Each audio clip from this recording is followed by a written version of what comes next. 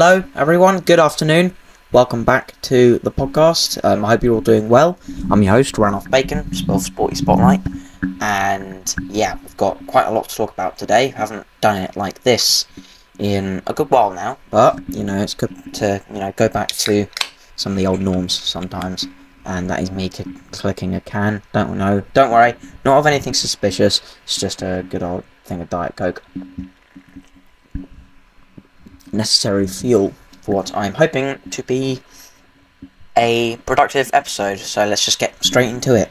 Do make sure to like and subscribe on Spotify and go and drop a follow. Yeah, right, okay, so straight from the get-go, recently Mulbarton Wanderers have been crowned champions of the Thurlow Nunn Premier Division. This is absolutely huge for them. They'll be playing Step 4 next season. They followed it up with a 3-2 win last night over still high-flying Walsham and the Willows. Now, Walsham will feel quite hard done by that because, they put in a good shift against top of the league, went 2-0 up, but of course, when you're playing against a team like Mulbarton, even if you're 2-0 up, you're still going to have to be taking on waves and waves and waves and waves of pressure, and, eventually, when you're playing against really good teams like them, a lot of teams do crack. So yeah, all I can really say is well done Mulbarton, and really looking forward to seeing you guys in Step 4 next season. I think that they will make a really great addition to the Isthmian League North. It's been, they've had an absolutely fantastic season, a good run in the FA Cup, and a run to the final of the Norfolk Higher Senior Cup, the final that will be played at Carrow Road next month on the 3rd of May. It's going to be an absolutely great day for them and also Durham Town as well, and may the best team win that. So, all I can really say is, again, congratulations to Mulbarton and all the best for the future, which is bright at the minute. Right, so moving swiftly on, it's the two clubs which could very well be brought together by fate. One is doing extremely well and is on their way up. The other is doing horribly and really does look to be on their way down. Of course, I'm talking about Lincoln City and Tottenham Hotspur. Now this could be happening. Lincoln City, of League One currently, could very well be getting promoted, which we'd all love to see, of course. And they could be travelling to Tottenham Hotspur, that big £1 billion stadium, not in a cup game, not in a Carabao Cup game, not in a money-spinning FA Cup tie, in a league game, in the Championship. Now, Spurs have just appointed, I wasn't going to bring this up, I wasn't going to bring this up until later, but I might as well now.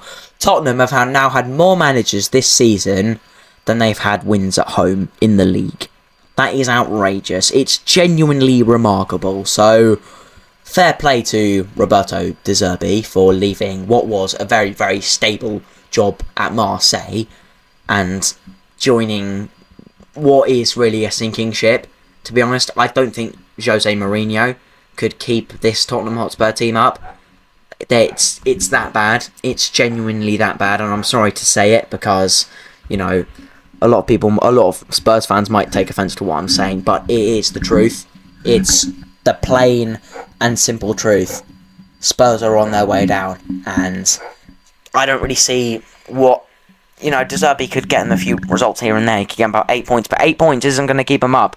West Ham are, of course they just come off the back of a fairly rough loss against Villa, but I do see West Ham finish. I do think West Ham have been just that little bit better than Tottenham this season, and it's fine margins like that keep teams from relegation. So, to be honest, I really don't see a way back for Spurs at this stage. It's just that bad at this point, but, maybe there is a tiny little bit of magic left in their bottle, and maybe they are able to survive, but I've heard Tottenham fans say this, including my good friend Sammy. Relegation is the kick up the arse that they need. Moving swiftly on, possibly one of the biggest bit of transfers news from the weeks. it was reported recently that Mohamed Salah's illustrious career at Liverpool is coming to an end. Now, this is a huge bit of news. We all, as English football fans, everyone in the country knew that this was going to be coming sooner or later, so it's not really a massive surprise, but, it still feels kind of shocking considering that, for most of us, when we think of Liverpool, the first thing we think of is Mo Salah, and, that's all about to change, really, which is a bit weird, but, it's just how it is in football, really, and everything, really. All good things must come to an end. So, yeah. If I could say something to Mo Salah, I'd just say thank you for giving us all this entertainment over the years. I'm glad you can't score against Norwich anymore, which you always seem to every time you play against us. And yeah, it's a massive one. It's going to be a massive miss. But I think he's going to do very well at Lowestoft Town now. Come on! Happy April Fools to anyone who's watching this on April the 1st when hopefully I'm able to get this uploaded by then. Right, okay. And we'll keep on the subject of Liverpool for the moment, because you should, and I guess that you might as well. Xabi Alonso could be taking on the Liverpool job next season, which is very interesting to me. Now, I do think that Arne Slot is likely on his way out for a club as competitive as Liverpool, and to be fighting for Champions League again. It's not somewhere that anybody wants to be honest. It was lucky that Jurgen Klopp survived the sack after that season where they finished 6th, to be honest, with their ambition. And they're the reigning champions, and they are nowhere near it. They're nowhere near where they believe they should be, to be honest. But a lot of it is deserved, really, for Liverpool, because there are just teams that have been better than them. Arsenal have been miles better. I think that Chelsea, in some elements, have even better, even though they're in a bit of a rough patch right now. And yeah, so this was coming, really. I think a lot of people could see this coming. But, Xabi Alonso is leaving a fairly steady job again at Real Madrid for this. And, you could see it, why he's Liverpool through and through, really. So it does make sense, really.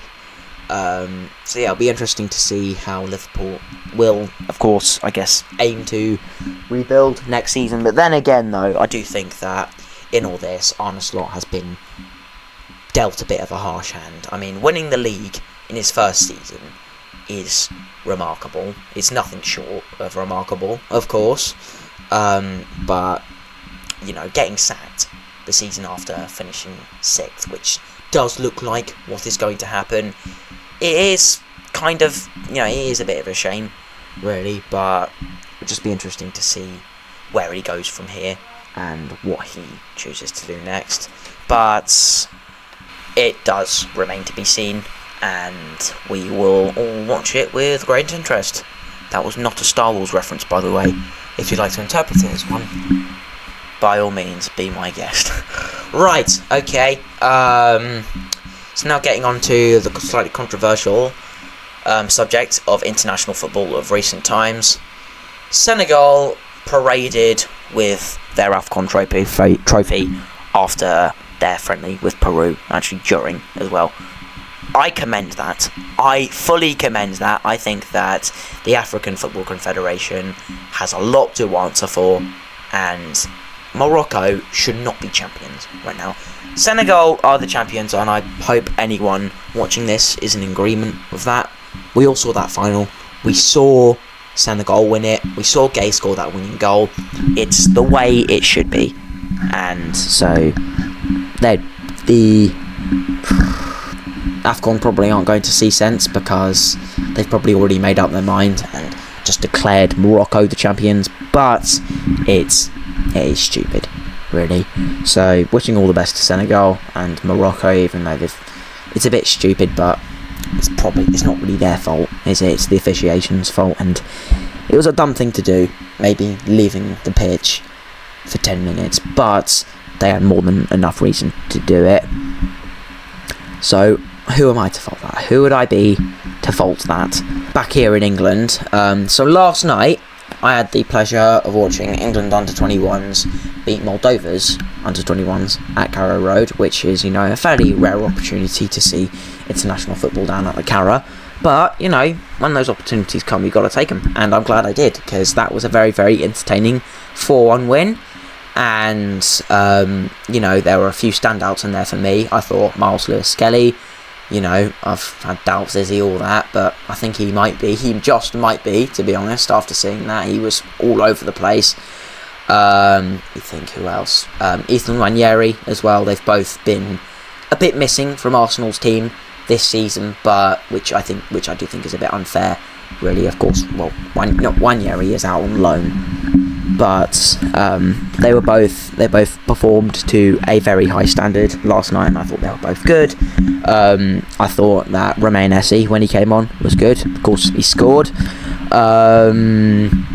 And overall, England under-21s, really, really entertaining team to watch, and it was especially as brilliant with Kellen Fisher coming on, which was what we all just wanted to see, wasn't it? Come on.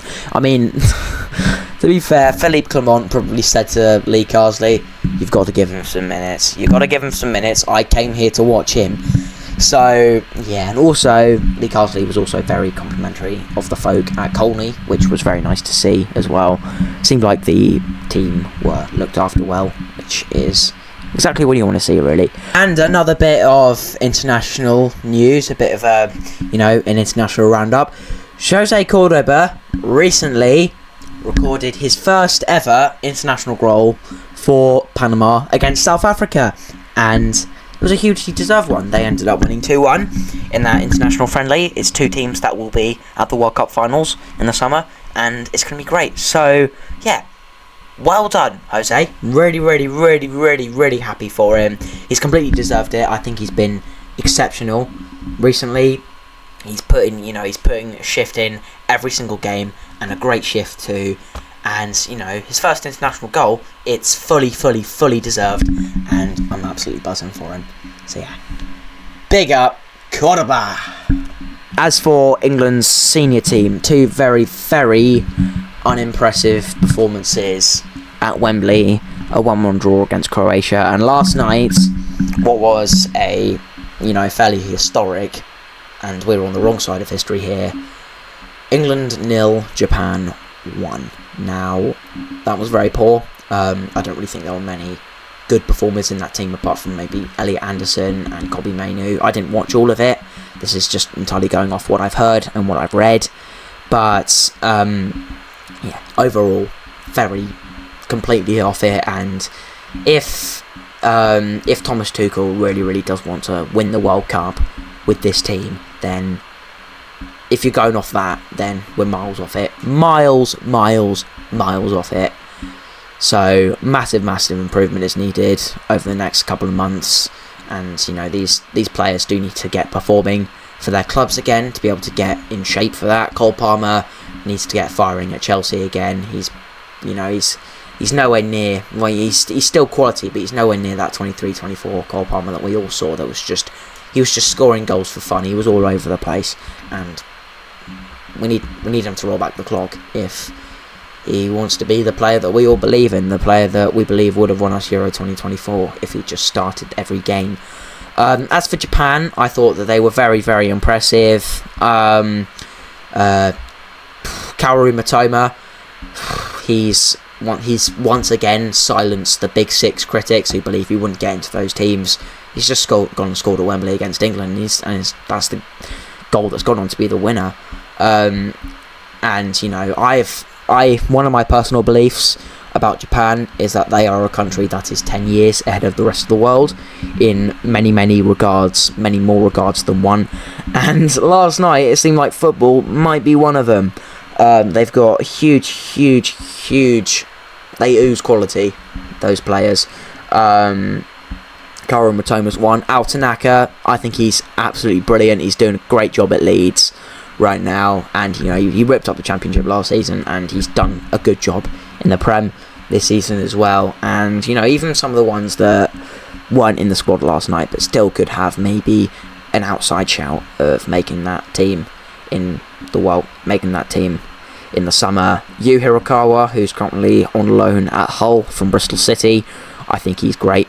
Of course, that is just a bit of my personal Championship bias.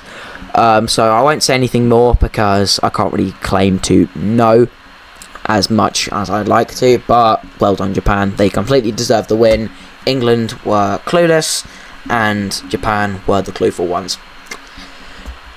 So, moving on, another thing I've been looked to ask about, the thing with Manuel Ugarte against Croatia, 2 yellows and not getting sent off.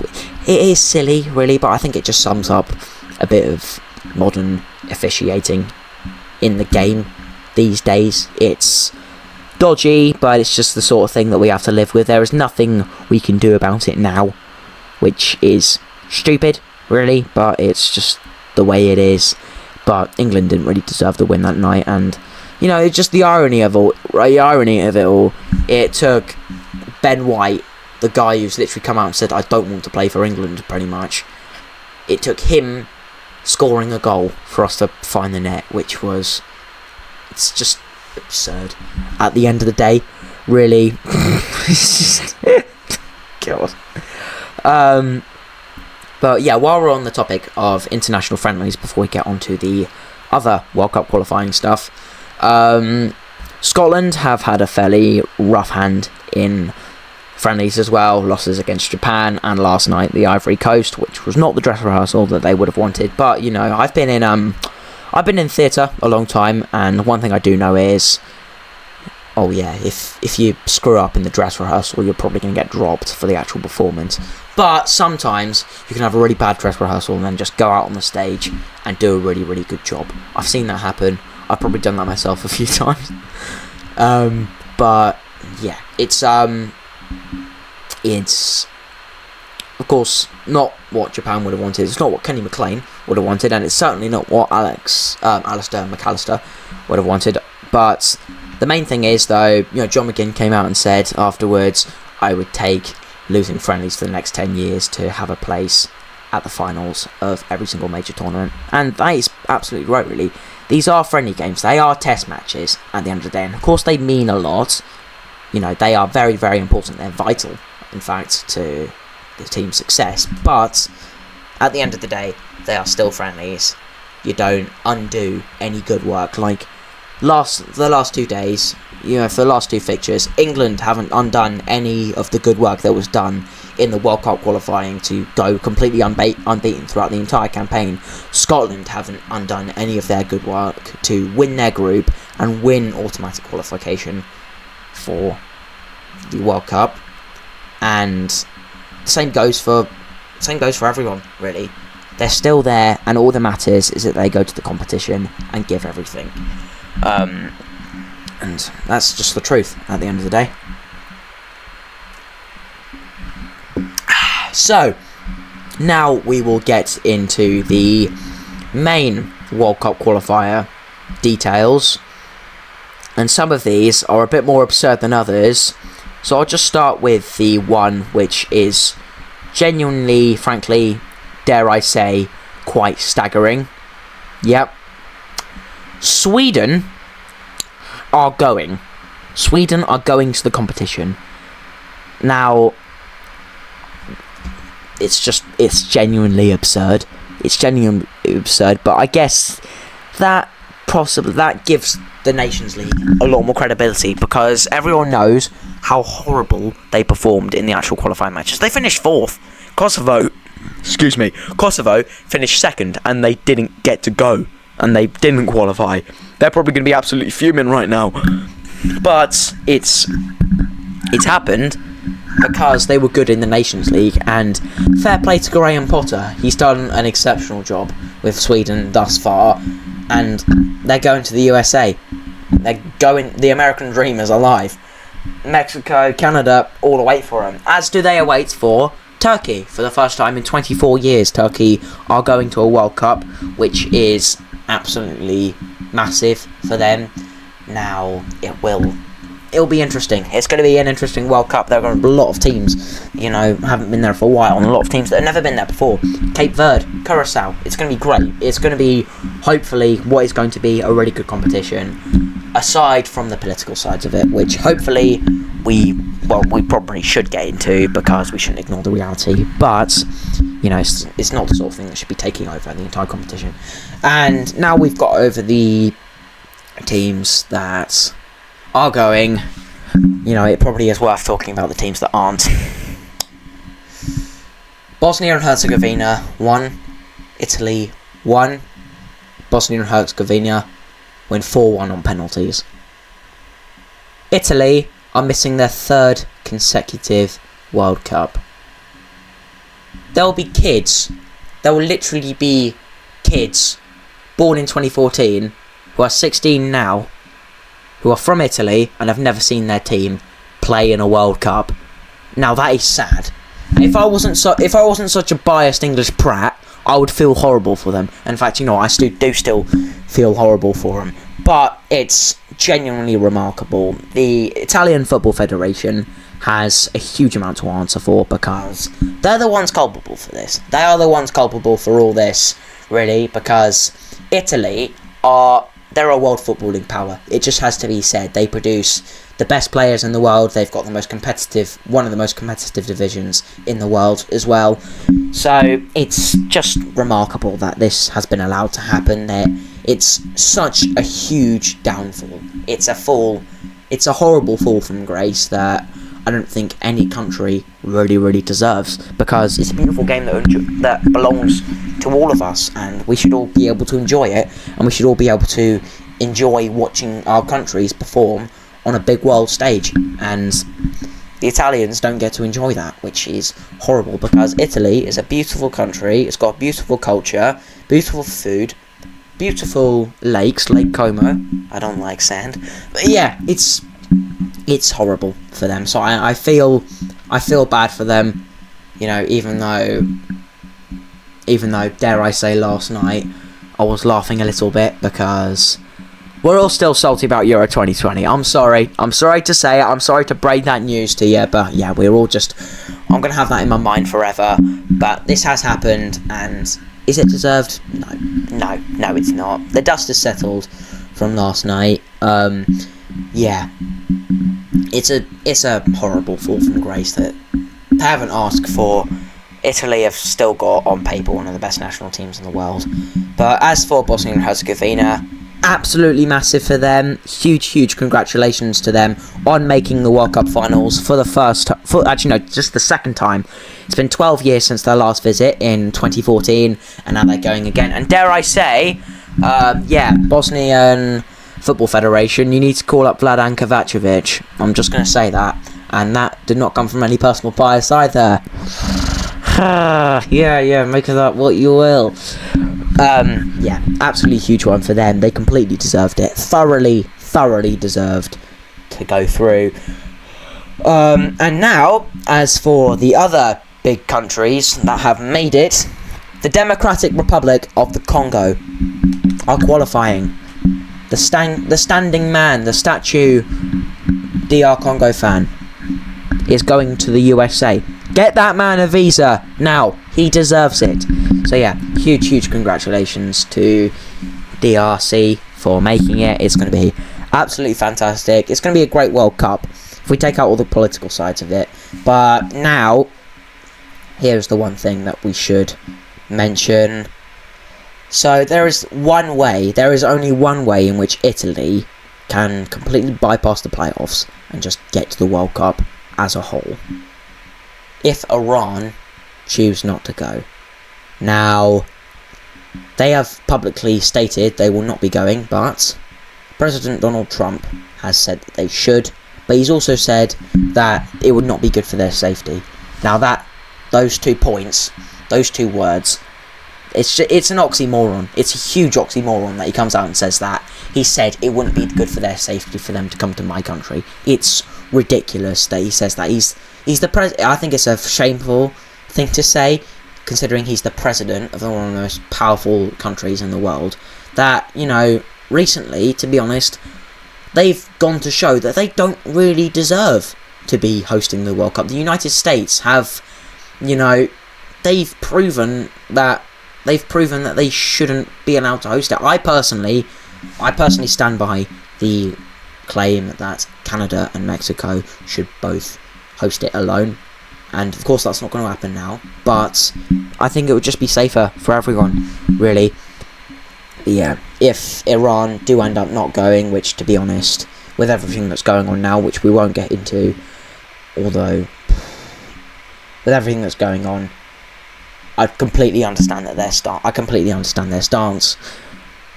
It's shameful what is happening right now with world politics right now.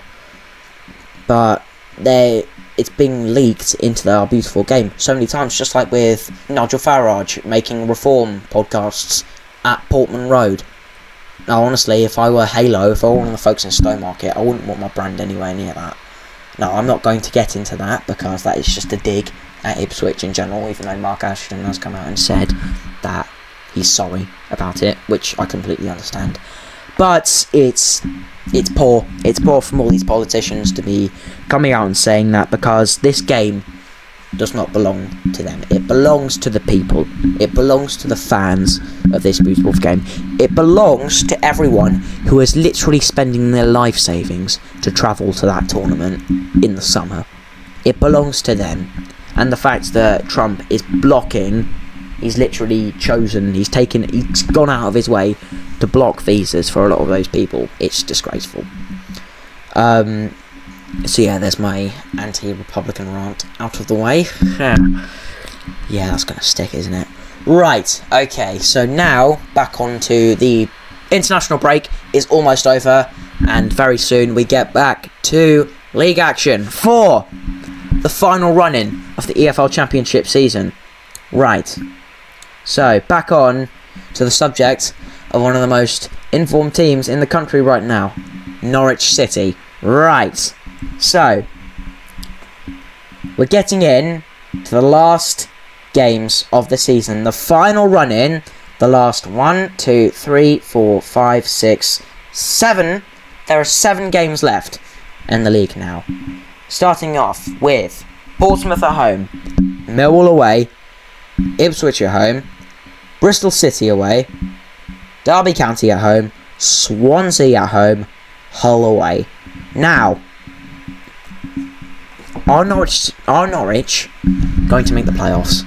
Personally, I am saying no, because I love the idea of building for next season, and hopefully going on, a proper playoff run, even an automatic run, which I do truly think we're capable of. With the teams that we've given a go to and the teams that we've beaten, we are more than capable of getting autos. I am so certain of it. If we just build on the form that we're on now.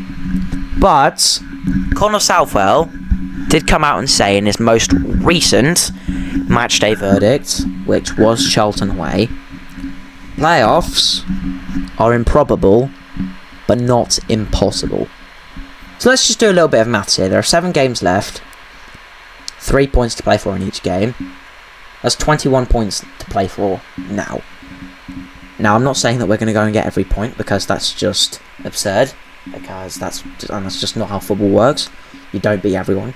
But it's possible. We've been on an insane run recently, and such is true that we could still do it. And, there are some real crunch ones in here, and of course the one, and Millwall and Ipswich back-to-back is not favourable at all on paper. Only on paper though, and only in terms of league standing as well. These are 2 teams that are fighting out for automatics, with Middlesbrough barely hanging above them. And we could go and, honestly, are we going to just go and screw up everyone's season now? It would not surprise me. It would just be such a Norwich thing to do. But Portsmouth at home on Good Friday is what comes first. Of course, a year on from that horrendous 5-3 defeat at home. Yeah, you can go and watch that if you want. About 2,500 people already have. Colby Bishop hat-trick. That was a dark day. That was a really, really bad day. Can't lie. Yeah, that was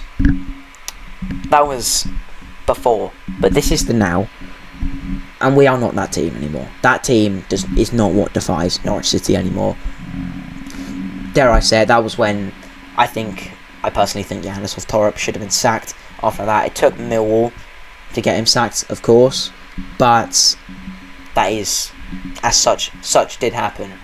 And now Philippe Clement, he's proven himself to be able to beat fully tactically adept managers in this league. He is one of the most tactically adept managers in this division, and we could do it. I've got so much belief. I don't remember the last time I had this much belief going into the last stage of a championship season, to be honest, because, you know, I mean, the David Wagner era, he got us playoffs, but it did start to look a bit shaky towards the end. Yannis Torup, you know, that's different, and then before then, Dean Smith and David Wagner. Ugh, God. But yeah, that was just a grim season overall, as a whole. But it's possible. This is, it's not an easy run of games at all. Derby is one that sticks out to me. Ipswich, of course, and Millwall. Those are probably the three most difficult ones in there. Of course, I shouldn't really be saying that, because there's not a single easy game in this league at all. I think for every single time we've got 3 points this season. Every single time we've got 3 points recently, we've had to dig deep. We've had to, soak up pressure. We had to soak up a lot of pressure from Charlton, especially in that last 15 minutes, I thought, but we saw it out well. So yeah, starting with Portsmouth, which will be another tough test. Recently, of course, they have been on a fairly rough run of fixtures. Over the last, of course, they've suffered a few tough losses, of course, first off to Derby and then QPR, and also Swansea as well. But before then, they were putting in some good form. They beat Millwall 3-1 away, which I think is extremely impressive. And they're not a bad side. They're not bad at all. And of course, everyone who was at Carrow Road on what will be the 3rd of April, a year ago today, everyone saw what that Pompey team was capable of. John Mousinho, I think he's a very, very good manager at this level. But it should be a win. We should be winning it because we can. We should be winning it because we can. And at the moment, we are better than a lot of these teams. We edge a lot of these teams. We've edged out a lot of teams already, and we're capable of doing it all the more. So yeah, it's going to be very, very interesting last 7 games of the season. I just really hope that... I'm not asking for playoffs. I'm not asking for a lot. All I'm asking for is to just put in a good run towards the end of the season. I don't think anyone should be expecting playoffs. I think that is delusional at this stage, especially with the way we started. But Philippe Clement should not be paying for pints or meals in Norwich, because he's a miracle worker. Dare I say it? That team. Let's just wind all the way back to where we were under Liam Manning. Philippe Clement came into this side right after Manning got the sack. This team was on 9 points, and now we are on 54 points. And that's just a testament. That is a credit. It's a huge credit to Ben Napper, to Philippe Clement, to Zoe Webber, to Mark Attanasio, everyone involved. And I think it's a credit to us fans as well, dare I say, because, despite all that, we're selling out away ends, we're making noise. Leicester was absolutely fantastic. We are united. We were our football club was broken, and we've come back to life. We've come back to life under Clement, and long may it continue. And if not this season, then the next. I am absolutely certain of it. Okay, that's my little monologue about Norwich done now. Yeah, it's been a good last couple of weeks. I'm sorry that the content has been there's not been anything really, but I have been very focused on my upcoming GCSEs, which is why I am only going to the Ipswich, and probably Swansea will be my last home games that I go to this season. But there's still a lot more coming. I'm hoping for next week to do a big preview podcast of not only the East Anglian Derby, but also of the Vertu Trophy final that is on the Sunday, which I am going to. God, that's just what I need. Another trip to Wembley on a Sunday right before school. God. So, yeah. I'm going to go and edit this now and hopefully have it out as soon as possible. So, thank you very much for tuning in. I hope you have enjoyed. Please do make sure to like and subscribe and follow on Spotify to help us grow. And I'll see you all again very, very soon. All the best. Good afternoon to you all. See you soon. Thank you.